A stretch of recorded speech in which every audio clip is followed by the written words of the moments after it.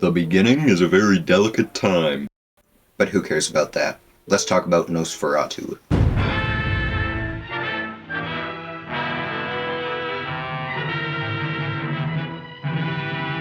This is the end of my Halloween horror movie reviews series.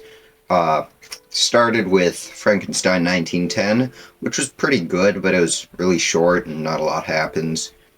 Then next was The Cabinet of Dr. Caligari, which was actually really good. It had an actually cool twist ending at the end. It was pretty good.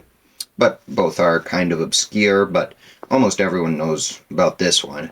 Nosferatu was a silent film released in 1922 starring Max Schreck, Gustav von Wangenheim, and Greta Schroeder. It was directed by F.W. Murnau, and it was produced in Germany, and it was kind of an adaptation of Dracula, but not really. We'll get into that later. The film starts with Thomas Hutter being sent by a man named Nock to visit a new client named Count Orlok. Orlok intends to buy the house across from Hutter's, so after visiting his wife, Hutter makes his way to Count Orlok's castle. Along the way, he stops at an inn for the night, where the innkeeper tells him not to go to the castle. Hutter still goes after grabbing a book about vampires, and when he arrives, he has dinner with the Count, and he cuts his thumb, and Orlok sucks the blood out of Hutter's thumb, which freaks him out, so Hutter goes to bed. That morning, he notices 2 punctures in his neck, which he attributes to mosquitoes.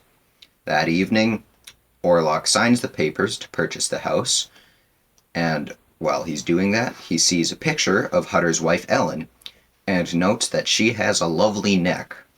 Around this time, Hutter starts reading the book on vampires, and begins to think that Orlok is a vampire. Hutter goes to bed, but while he's in bed, Orlok, being a creeper, opens the door and comes in. Hutter freaks out and hides under his covers.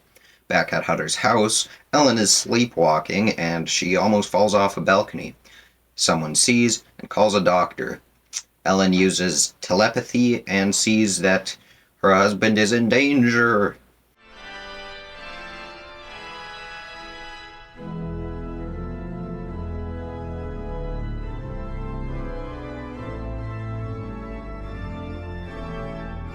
The next day, Hutter explores the castle and freaks out when he sees Orlok sleeping in a coffin.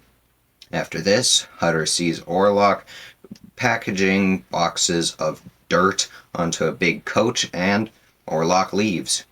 Hutter escapes and goes back home. Orlok brings the boxes of dirt onto a boat, and the crewmen on the boat see some rats going around, and they all start dying. Soon the boat arrives, and Orlok brings one of his boxes of dirt to his new house. A plague starts spreading across the town, and Nock, who's now in an asylum, escapes and starts running around. He gets captured again, and he starts talking to Orlok. Even though Orlok's not there, I guess Nock's just crazy. Ellen starts reading the book on vampires, and she discovers that if a woman who is pure of heart allows a vampire to suck her blood, then the vampire will be distracted and defeated. So that evening, Ellen pretends to fall ill, and Hutter goes and grabs a doctor. Orlok comes in, and he begins sucking Ellen's blood, but he's so distracted by this that he doesn't realize that it's morning. So he crumbles to dust in the sunlight, and Hutter arrives back home with the doctor and sees that Ellen is dead. And that's how the movie ends. This story might sound familiar to you, and if it does, it's because the director, F.W. Murnau, tried to get the rights to adapt Dracula to the silver screen, but Bram Stoker's widow didn't want him to, so F.W. Murnau just did it anyway, changing the names of characters, like Dracula is now Orlok, Harker is now Hutter, and Ellen is a combination of Mina and Lucy. And Bram Stoker's widow still got angry about it, and then the court declared that all copies of the film be destroyed. Few survived, and they were eventually redistributed.